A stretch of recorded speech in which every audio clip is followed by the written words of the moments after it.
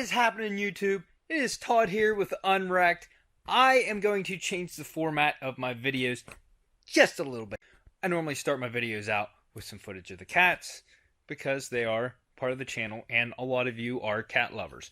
But I feel that people that don't watch the channel that often come, see the cats and they're like, boop, and they leave. So if you're here for the cats, I am going to include them at the end of the videos instead of the beginning to start off with. But first, I want to start off with a new sponsor, EManualOnline. EManualOnline is a place where you can go to get a service manual involved with your vehicle, motorcycle, tractors, you name it. Go on their site, look on there, see what you can find for your vehicle. If you need a service manual, it is very convenient. You can just click, download the manual to your phone, your laptop, whatever you want, put it on a flash drive, transfer it back and forth, whatever you want to do with it. So they hooked me up with a manual for the WRX. I just got to find my laptop. I can't remember where I laid it. There it is. So all I have to do is pull up my manual. I saved it on a folder on my desktop. I was told by a subscriber that if you have the choice to pick a non-PDF file, to go with that because it's easier to navigate. But this is still not bad. Let's go to wiring. And this is a long file. What you can do, you can go up to the top. Here's your contents. And here are all the wiring sections in here. Or you can hit the search feature up here and search for something like, say, fuse box. Now it's going to brought up 18 different sections that have the fuse box, and you can just click the arrows and go through them for each one. All the information you need at your fingertips. So if you're interested in an online manual for on your smartphone or your computer, go down to the link in my description, and that will also, I get commission off of sales, so it also helps me out. Not only are you getting all the information you need, it also helps me out with the stuff I do on my channel. So please go check that out, EManualOnline. Thanks for sending me the manual for the WRX. So first off, the Lexus is sold. I'm still waiting for the freaking title from the DMV. The subscriber came, looked it over. Really nice people. I'm going to include him in a video whenever he does come to get it. But they absolutely loved it. Nice people. It was cool to actually meet a subscriber for once. I've met like 2 people at like one Copart and one at a scrapyard, and it was just like, hey, and that was it. Like we actually, hung out for a little bit, and he got to check out the car, and he already knew, which was nice. With the videos, he already knew everything that was done with it, and I really didn't have to explain anything to him. So I've been driving this. I love it. If you haven't noticed, check out the wheels. I got wheel spacers for this. 20mm front, 25 rear, which is about the perfect offset. If it would have got 25 for the front, that wheel would have stuck out past the fender. So that's kind of what you want on one of these, as you can see. And with these on, I don't know that they're going to fit, so I might have to roll the fenders. Johnny has a fender roller, so we might try that. If not, I will take the spacers off. But off camera, I also adjusted the preload on the springs out about as far as I could, front and back, because I'm not about, the harsh. I know these are going to be a harsh ride, but I want them to be as soft as possible, so I backed the tension off on the springs. I mean, they're not loose in there, and I also, if you can see, there's some anti-seize in all of them. Make sure you do that with these, because they will rust together and you'll never get them apart to adjust them. So we did that. Ride height, I'm just going to throw them on. I'm going to get them at about the same height and then adjust them on the car. My goal, as of right now, we're about a 1/4 inch higher on the front than we are the rear.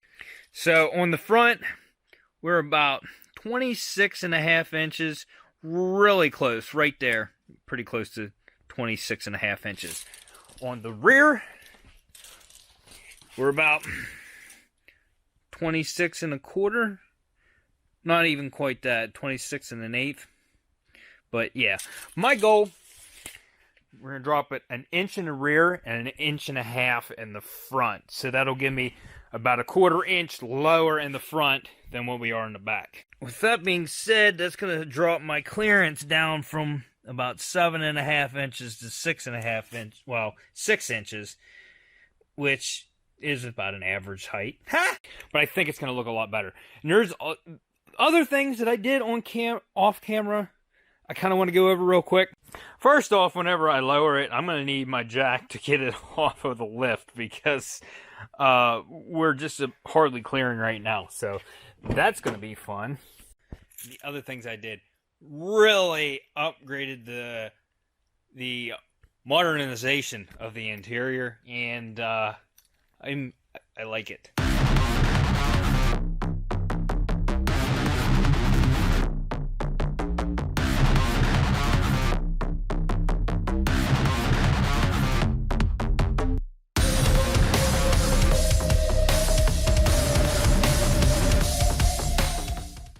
That's right, so I added the Scosche speakers from Walmart, which are the cheapest ones you can get. They're cheaper than Boss Audio.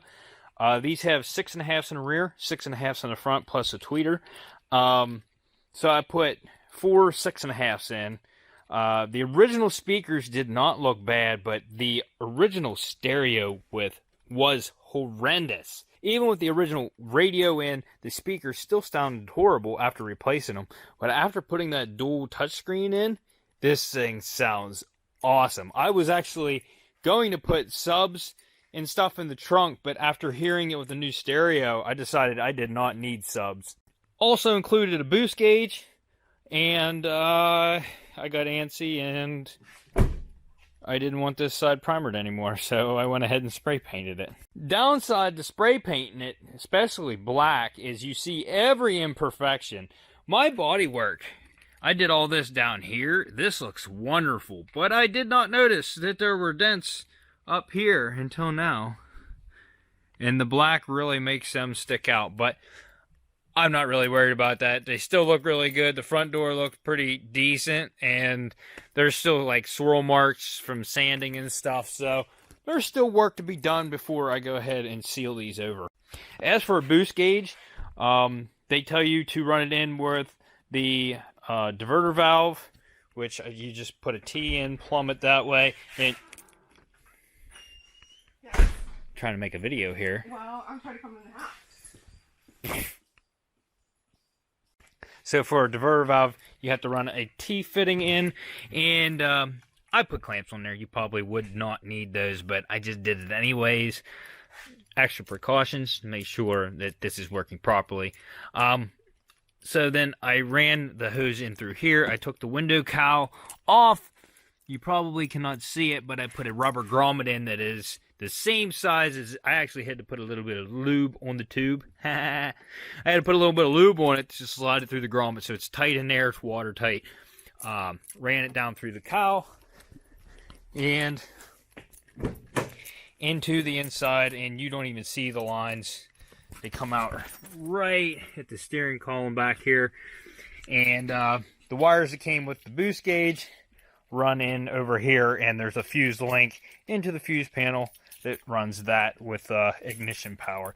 And you can change that gauge different colors as you want. Ultimately, I wanted to have the boost gauge red, but for some reason the red is dull compared to the dash. It's just, I don't know. You don't see it as good. It doesn't stick out as much. I kind of liked the blue or the green because you see it a lot better. And sitting right here where I placed it at, I ultimately thought about the dash, and I was like, that's just too much rice. I just can't do it. So I brought it down to the steering column, and where it sits at, it just covers my check engine light so I can't see it, and it's perfect. But sitting here, I can still see my heat gauge. I can still see my fuel gauge. I have full view of the tach and the speedometer, so I like the placement right there where I put it. I got that on Amazon. Got that stereo at Walmart, this touchscreen. The sound quality out of this is great. It puts out good bass. Everything sounds good. I like that it has a regular volume knob.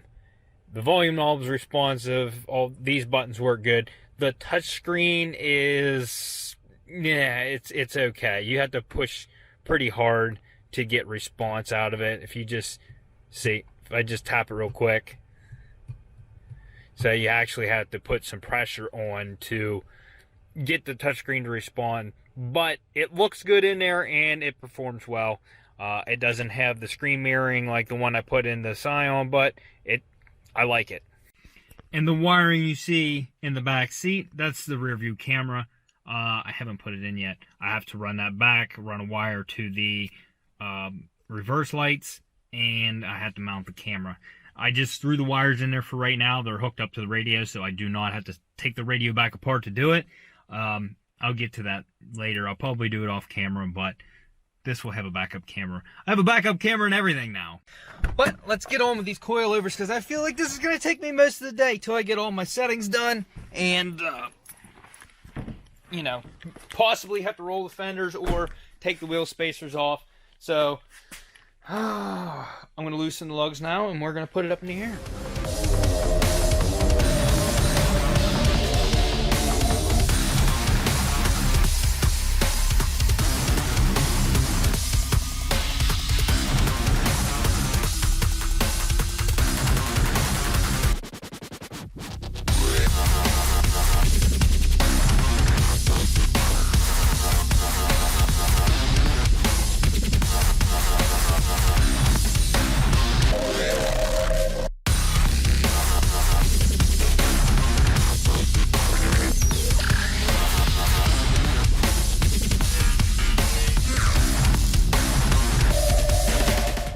So also while I'm in here, right there are my two output shaft seals. I think that one's wrong for the rear. The one axle, the boot was tore. I told you I'm done with boots. So I just got a whole, that was like $35. Not very bad. So we're going to be replacing the passenger side front axle. And those are my rear sway bar lengths finally. I got the front ones in too. I forgot I did that off camera. Very easy to do. There they are. Drop the plate, bolts out, done. So we're going to do a little bit of work here in the front first. Right now is the time to do it. So we're going to take the axle nuts off. And when we take the suspension off, we should be able to pull this out far enough and get this axle out. The other one, we're just going to pull it out of the transfer case and put the seal in and put it in. That one is just leaking. This one has got the boot. It's not leaking, but since I'm going to have it out, that's why I got both sides. And these are not the same seal because both axles are turning which would be opposite direction, but they're both turning, you know, forward. So you have to have a seal that is made for that. So one is left and one is right. Make sure you do that whenever you do these. So time to get these axle nuts off.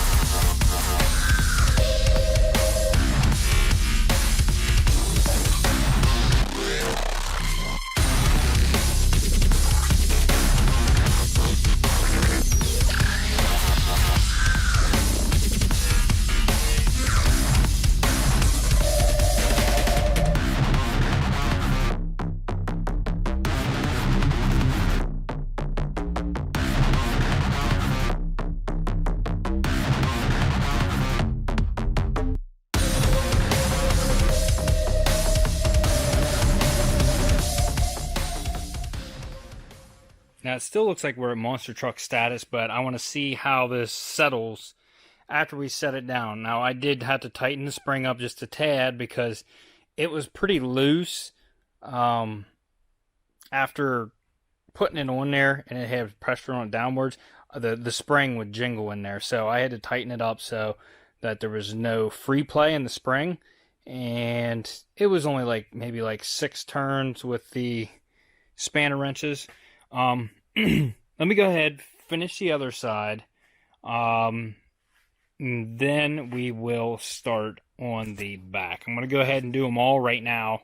I'm also going to do the sway bar bushings while I'm at it. But we're going to get the other side buttoned up. Then I'm going to tackle the back. So I'll start recording when I get back here. Alright, I want to complain for a second here. Started replacing the sway bar bushings. And as you can see, this one's a little loose. It's just a little loose in there, okay? So, that's why I was replacing them. It makes some noise. Okay, so I got these. They're Moog from Rock Auto. I ordered them. And here's the original one, as you can see. Right here is one of the new ones. They're identical. You know, they look the same. Do you see the inside diameter difference? Look at this. Brand new bushing in there. Watch this.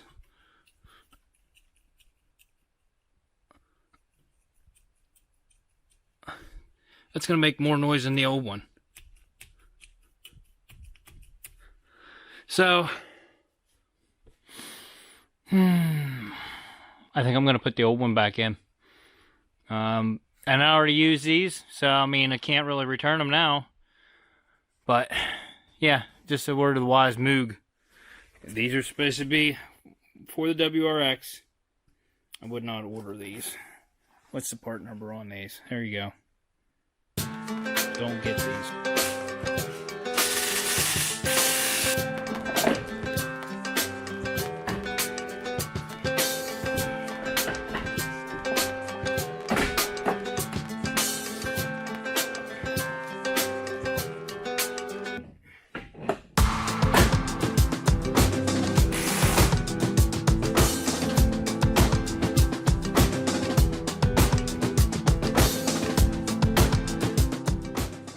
So everything's on, everything's tight. I gotta get some stuff out of the way so I don't put the car down on it. But I'm gonna have to get an alignment, obviously, after all this. And right now it looks like the front is way lower than the back, but we don't know until we set it down, because we don't know. I don't know what pressure the springs are, what they're rated for. So I have the back set at the same height and the front set at the same height, with the springs as loose as I could get them. So we're gonna put it down. We're gonna have to drive a little bit to see how they settle, and we're also gonna have to see if we're rubbing. I think we're gonna rub, so we're gonna have to get a fender roller. But my goal is to get my ride height at 25 inches front from the ground to the fender, and 25.25 in the back from the ground to the top of the wheel arch there. So we're gonna have to drive, see where it settles, then we're gonna have to adjust them. And say I'm an inch off, you don't move that an inch, because this is like a leverage point. So it's gonna move more out here than what it does at the shock. So I'm just gonna have to, you know, eyeball it and measure my distance on my threads there on both sides until I get them set. Same with the front. So let's put it down and see where it sits.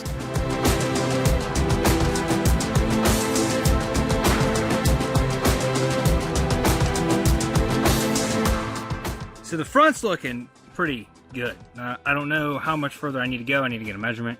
The back has to go about an inch yet. It's like way up in the air. It looks like I lifted it in the back end doing this. So the back springs are probably a lot tighter is what it is. The front ones seemed like they had a lot of give when they went down. And man, the fitment, boys, man, it looks good. I did not mark the eccentric bolts whenever I took them out. So I was just going by how the hub looked, like where you could tell where the dirt was and where it wasn't. So I just kind of lined the hub up where it lined before, and they both look pretty good. That's like tilted in the whole way is what they, but it looks level. But then now we also have adjustment right here and over there. That actually looks pretty nice. So obviously I have a ways to go here in the rear. So I'm going to go ahead, before I even take this off the lift and see how it settles and everything, I'm going to take it back off. I'm going to drop the back end and we're going to put it back down and see where we're at.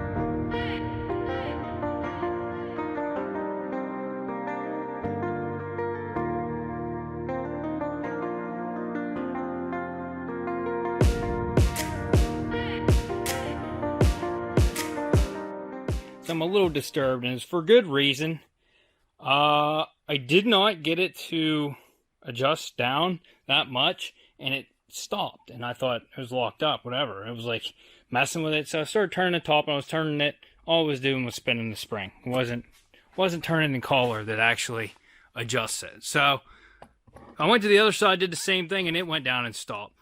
Those threads are going the whole way down and hitting the bottom is what it is. So if I want to get this thing lower, I'm going to have to take that apart, chop off, well, I can't chop off the bottom of that. No, because there's fluid in it. Oh, this is great. So really the only adjustment I have to make it go lower is I'm going to have to loosen the spring up. And when you loosen the spring up like that, you leave a gap in there. So then if you hit a bump and it extends past the spring's going to rattle in there. So I guess we're just going to have to take it down the road. It's as low as it'll go. Take it down the road. We'll see if they settle. Otherwise, this thing's going to be looking like lifted in the back. We'll see. All right, so we're going to have to see. I'm at 25.5, so I'm a half inch from where I wanted to be in the front, which is pretty good. The back, we raised it up in the back, and this is with them the whole way down. I am at almost 27 3/4. So we went up a whole 1.5 inches back here. And it's the whole way down. So I'm going to go drive it. I'm going to hit some bumps and stuff. And we're going to see. Maybe it'll settle. I don't think it's going to settle that much. I think we're going to have to loosen the shock and loosen them up and drop it down with the shocks instead of the adjustments, which is not the way to do it, but it's the only way I can do it right now. This sucks. So I loosened springs. They're actually loose in there. Set it down, and I'm down to 27 inches. Yeah, okay. Now we're going to go drive it, see if it helps. That's if I put these back on, it'll look better, which might be an option. Okay, so I took it out for a drive. It dropped 1/8 of an inch. Still 25.5 in the front. They ride rough. Coilovers do ride rough. I knew that was going to be the game, but I am going to have to drop the shocks as far as they go in the rear to see where we're at. Right now, I'm still about 1/2 inch higher than where I was with these. A little bit over 1/2 inch. So, okay, so last attempt, like I said, I'm going to loosen that rear shock the whole way. I don't know. We might just go back to these, because with these, I sat at 26 inches from the ground to the top of the fender. Right now, I am just under 27 inches. So it's going to drop that 1 inch. The front is at 25.5 right now. I don't know that I want to go any lower because I already scraped at the bottom of my driveway, and that's pretty good height right there. So, okay, let me see what I can do with this, and we'll see where I'm at. Well, there really is nothing you can do. I tried disassembling this. I had fluid starting to leak out of it already. I cracked this, and it started spitting fluid. Right here's your problem. This is too long. Right here, the ram. I had this up until that touched. So this is where your adjustment's at. That was the whole way up. Look at all the further it is. So that's where your problem lies. I'm going to put the stock springs back on. And this thing is going to sit a good 3/4 of an inch lower in the back. And I might go 1/4 inch lower in the front yet. But let me get the backs done and set it down and see what it looks like. It's going to ride so weird. The front's going to be stiff and the back's going to be... I ought to look up and see if there's some sort of back coilovers I can buy for this that would actually fit. Maybe I could just get lowering springs. I don't know. So after many hours of up and down adjustments, up front sitting at 25 1/4, and the back is right at like, I think it's like 26. Let me get a remeasure on that. Yeah, it's just a little over 26. It doesn't look too horrible on the stock springs. It has a better stance now, as you can see. And I think I have the wheels just about right. I used a bubble balancer and put it on the tire in a couple places, and I have them both. They're I have a little bit of negative camber, just a little bit, but I don't think I'm going to rub or anything. I need to go take this for a test drive. I can tell you, I don't know how it's going to ride with the stock shocks in the back and the coilovers in the front, but man, it was rough. The coilovers are rough, let me tell you.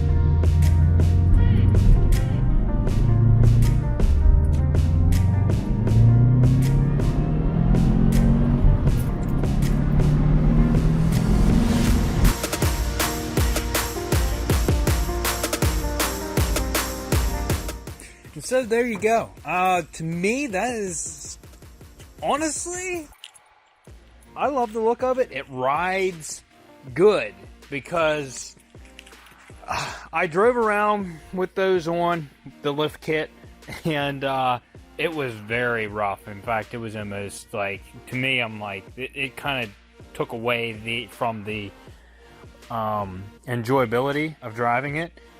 With the front coilovers on, with the stock suspension, this thing sits perfect. The front is just a little bit lower than the back.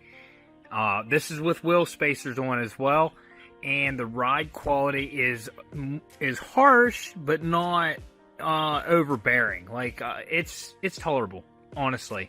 So I like it where it's at. I could not possibly go any lower because I scrape that front lip when I leave my driveway. So this is about the lowest I can go with it, and I think it looks good, honestly.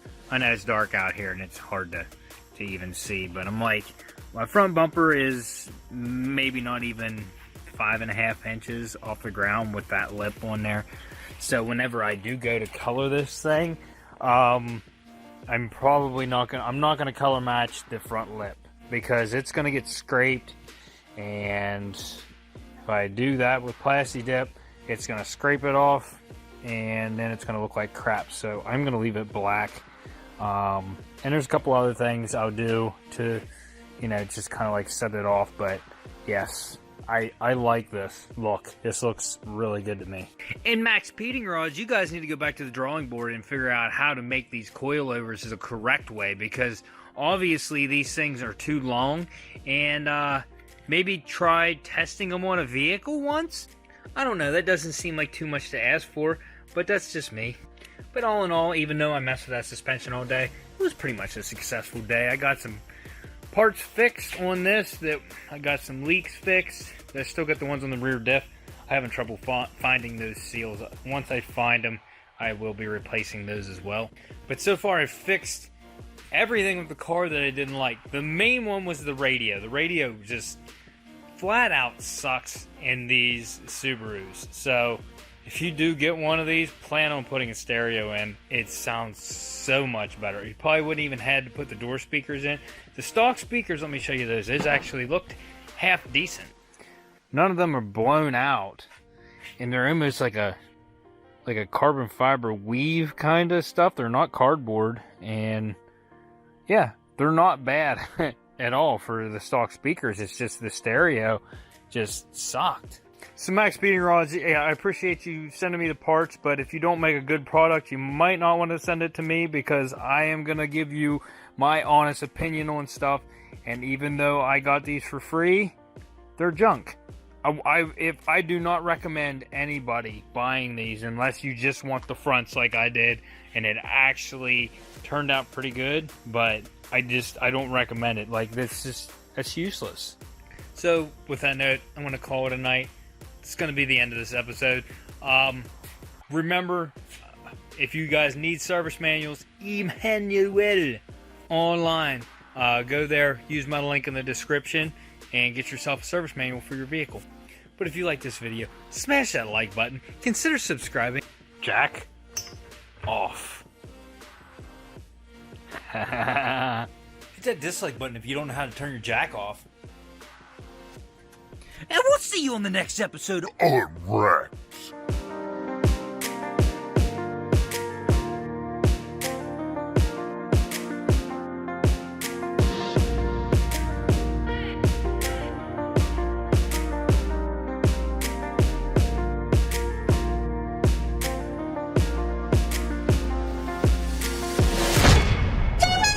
Oh, you thought I forgot about him, didn't ya? Yeah? Tell him. We didn't forget about you.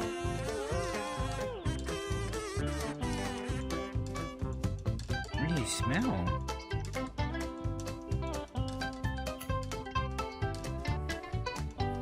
Hi, Miss Stella. How are you? Trying to steal a show. I'm the cat whisperer.